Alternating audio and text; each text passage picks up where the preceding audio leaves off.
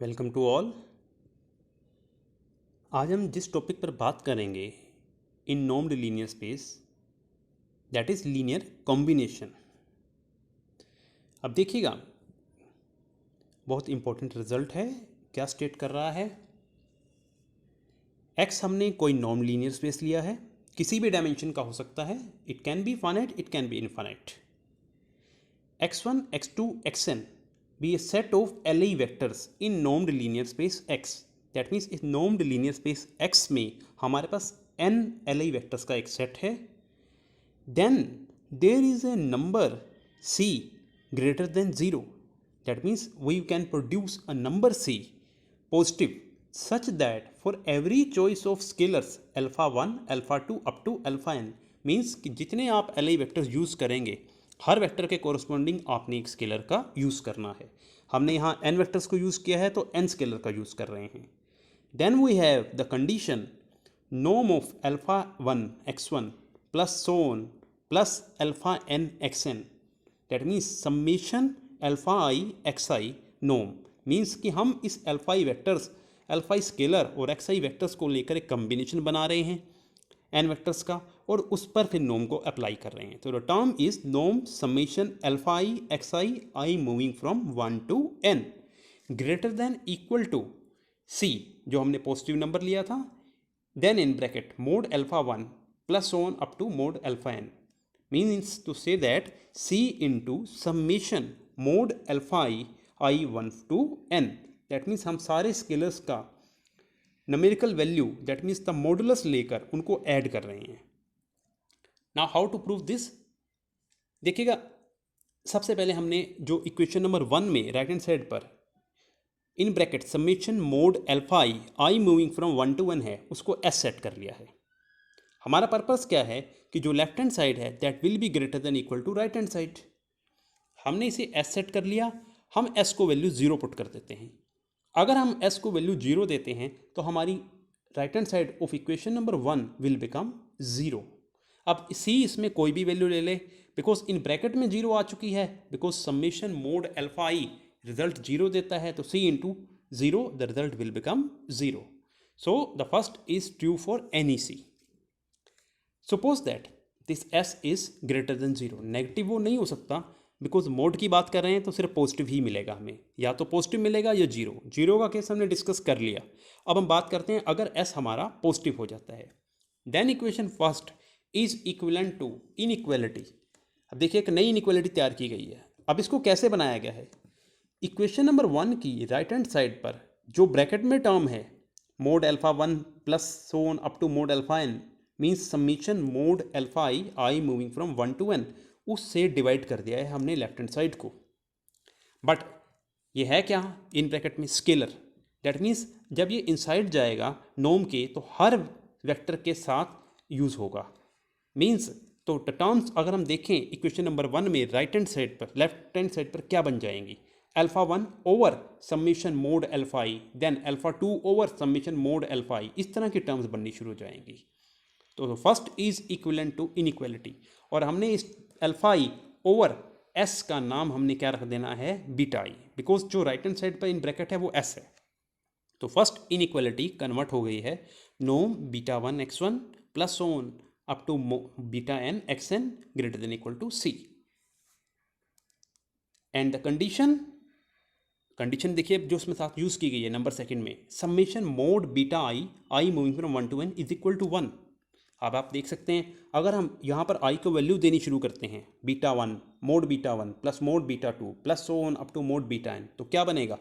Beta 1 की place पर आ जाएगा अल्फा 1 ओवर s, बीटा 2 की प्लेस पर alpha 2 over s, but inside mode आते जाएंगे बिकॉज हमारी समेशन में मोड है। तो that is mode alpha 1 over s plus mod alpha 2 over s and so on mod alpha n over s। तो सबका एलसीएम तो s आ जाएगा, और ऊपर बन जाएगा mod alpha 1 plus mod alpha 2 plus on mod alpha n, but वो तो टोटल s है, तो s से s कैंसिल, तो value will become 1। Now hence it is sufficient to show that, अब हम इस सेकंड इनइक्वालिटी को प्रूव करेंगे। अब हमें क्या लाना है? एक पॉजिटिव रियल नंबर c। तो there exist a real number c which is positive such that second is true for every n tuple of scalars, because vector n है तो स्केलर भी n ही यूज होंगे। अब वो स्केलर कोई भी हो सकते हैं, beta 1 beta 2 up to beta n with the condition. अब कंडीशन कौन सी आई थी इसके हाथ, बीटा इसके हाथ, summation i 1 to n mod beta i is equal to 1। That means scalar हमें गेट होंगे, हमें ये कंडीशन भी गेट है, हमें वो रियल नंबर c पॉजिटिव लाना है। हम क्या करते हैं, हम कंट्राडिक्शन से प्रूव करते हैं। हम मान लेते हैं कि दिस इज़ फॉल्स, मीन्स हमें ऐसा कोई c मिलता ही नहीं है। अगर c पॉजिटिव नहीं मिलेगा तो c की ऑप्शंस क्या है, नेगेटिव और ज़ीरो। बट हमें मालूम है जो c की वैल्यू है वो देखिएगा वो पॉजिटिव दे रखी है, क्योंकि हमें c पॉजिटिव प्रूव करना है। अब देखिएगा, suppose that this is false, that means there exist a sequence ym of vectors of the form. That means हमें इस नॉर्म्ड लीनियर स्पेस में कुछ ऐसे वेक्टर्स भी मिलेंगे जो इस कंडीशन को पास नहीं करते। अब ऐसे कितने हैं हमें नहीं मालूम, तो हमने उनमें से एक सेट कर लिया है। तो we are selecting the sequence ym of vectors of the form, जिसमें से mth वेक्टर की जो रिप्रेजेंटेशन है वो हमने सेट की है beta 1 m x1, beta 2 m x2 and beta n m xn। m upper suffix denote कर रहा है कि वो कौन सी पोजीशन पर आ रहा है, और हमें पता है हमें n वेक्टर दिए हैं तो n वेक्टर का ही कॉम्बिनेशन बनाना है, और n ही स्केलर हम यूज करेंगे। Now see where that also hold the same condition as given in the equation number second. अब सेकंड में कंडीशन क्या थी, summation i1 to n mod beta i is equal to 1। So that is also gives summation i1 to n mod beta i m is equal to 1। Because यहाँ जो scalar हैं वो suffix m के हाथ use हो रहे हैं, तो ये भी वही कंडीशन होल्ड करेंगे। अब हम क्या कहते हैं कि this will not hold the condition 2, कि ये सेकंड ट्रू नहीं है, such that this norm of ym goes to 0 as m approaches infinity. अब देखिएगा, अगर मैं नॉर्म ym ले लेता हूँ तो इक्वेशन नंबर सेकंड देखिए, चेक कीजिए, उसकी जो लेफ्ट हैंड साइड है बिल्कुल सेम बननी शुरू हो जाएगी। स्केलर्स वेरी कर रहे हैं, बट हम क्या चाहते थे, ग्रेटर देन इक्वल टू सी, और सी कैसा था, पॉजिटिव। दिस मीन्स ये पॉजिटिव आनी चाहिए, हमने तो माना ये फॉल्स है, दिस मीन्स हम कहते हैं ये पॉजिटिव नहीं आएगी, या तो नेगेटिव या जीरो। पर हमें पता है कि नॉर्म कभी किसी नंबर का नेगेटिव नहीं होता, इसलिए ये रिजल्ट हमारे पास कैसा आएगा, जीरो की तरफ जाएगा। So norm of ym goes to 0 as m approaches infinity. अब देखिए हमारे पास क्या कंडीशन दी थी, summation i1 to n mod beta i upper suffix m is equal to 1। Means इन सब स्केलर्स की मॉडुलस की वैल्यू का सम 1 आता है। अगर टोटल वैल्यू 1 है तो सेपरेटली कोई भी टर्म 1 से ज़्यादा नहीं हो सकती। तो each term in this sum is non negative and will less than equal to 1 for every m and for every i moving from 1 to n। This means हमें अगर हम इसको ओपन करें, वैल्यूज देनी शुरू करें बीटा आइस के लिए वैल्यू देंगे, तो हम देखते क्या हैं कि हमें एक ऐसा नंबर मिल रहा है जो इसके मेंबर्स को क्रॉस नहीं करने दे रहा अपने पास से। This means that member will work as an upper bound.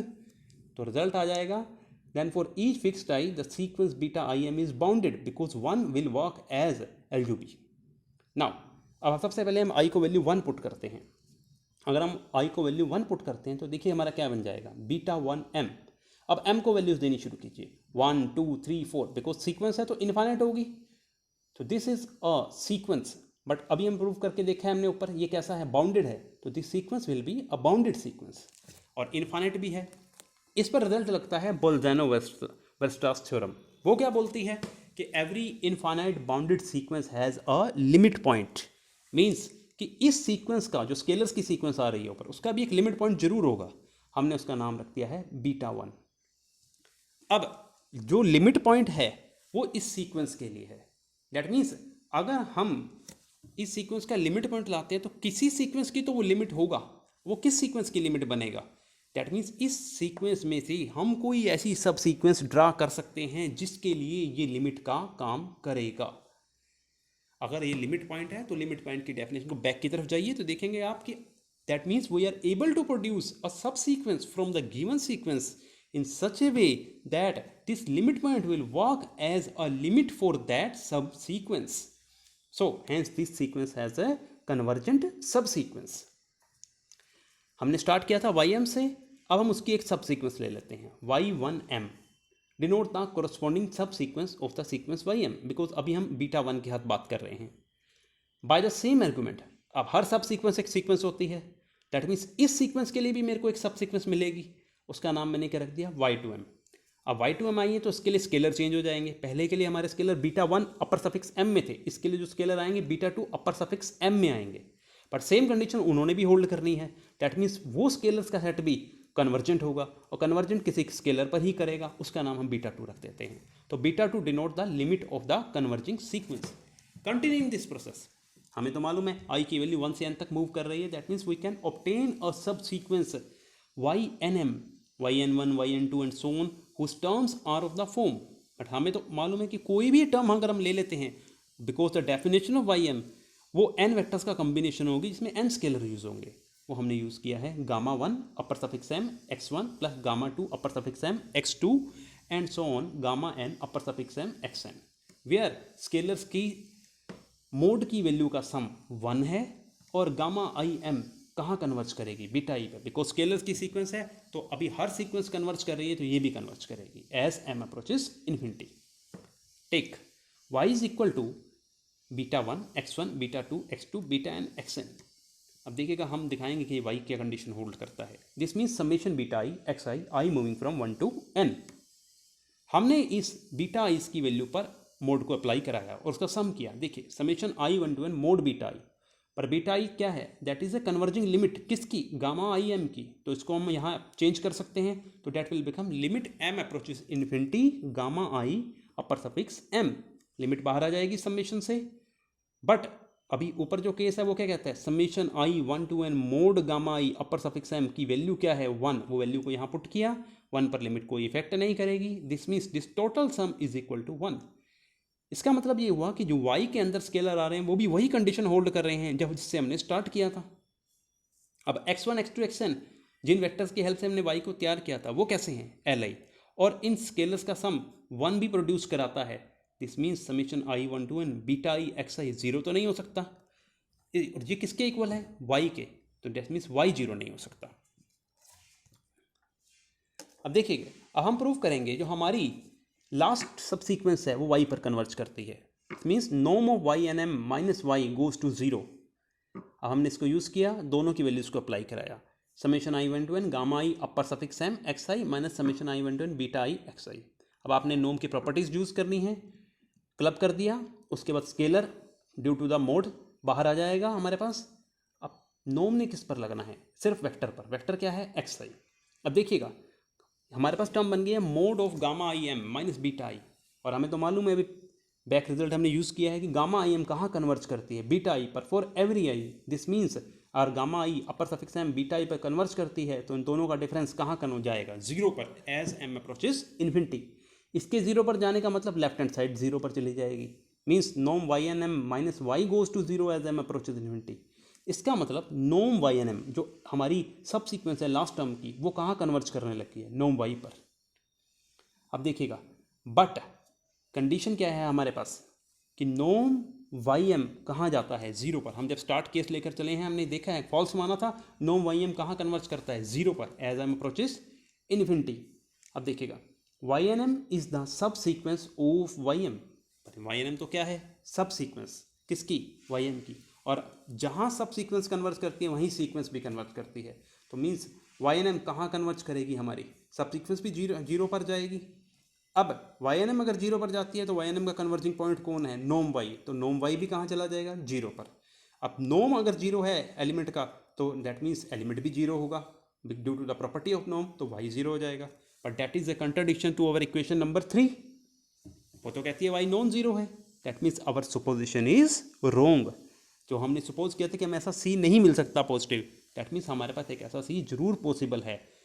तो रिजल्ट निकला है हमारे पास कि अगर हमारे पास एक नॉन लीनियर स्पेस है फाइनाइट डायमेंशन का या फिर इनफाइनाइट डायमेंशन का, उसके पास एक एल सेट ऑफ वेक्टर्स दिया गया है, तो हम उतने ही स्केलर के साथ उसका कम्बिनेशन बनाएंगे और उसको जब नॉर्म के अंदर प्रूव करेंगे तो that result is greater than equal to summation mod of the sum of scalars into some positive real number.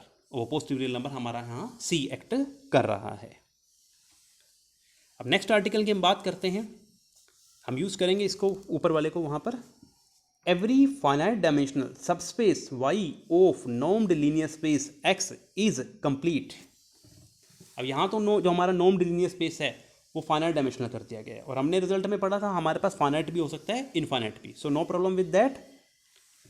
हमने मान लिया एक्स हमारा नॉर्म लीनियर स्पेस है, वाई उसका कोई फाइनाइट डायमेंशनल सबस्पेस है, और वो कैसा है, फाइनाइट डायमेंशनल है, तो इसलिए dimension of y less than infinity. Finite है, कुछ ना कुछ वैल्यू जरूर होगी, हमने सेट कर लिया वो वैल्यू हमारी n है। दैट मीन्स उसके बेसिस सेट में n वेक्टर अवेलेबल हैं, E1 E2 En। अब बेसिस सेट के वेक्टर सारे Li होते हैं, दैट मीन्स हमारे को जैसे ज़रूरत है Li वेक्टर लास्ट रिजल्ट की तरह, तो ये सारे Li के Li हमें मिल गए हैं। हमें प्रूव क्या करना है कि ये सेट Y कंप्लीट है। कंप्लीट कैसे किया जाता है कि हम कॉची सीक्वेंस लेंगे, उसको कन्वर्जेंट दिखाएंगे। Let Ym be any Cauchy sequence in capital Y। अब E1 E2 M तो क्या है, बेसिस। अब बेसिस तो यूनिक रिप्रेजेंटेशन देते हैं y के किसी भी एलिमेंट की, तो इस सीक्वेंस Ym भी तो y के एलिमेंट से ही है, तो इसलिए इसकी भी रिप्रेजेंटेशन यूनिक होगी। वो हमने रिप्रेजेंटेशन बना ली है। m सफिक्स के लिए हमने अपर सफिक्स को m यूज़ किया है, gamma 1 upper suffix m E1 plus gamma 2 upper suffix m E2 plus so on gamma n upper suffix m En। अब Ym कॉची सीक्वेंस है, तो कॉची सीक्वेंस की definition, for given epsilon positive there is a positive integer n such that norm ym minus yr less than epsilon for every mr greater than equal to n।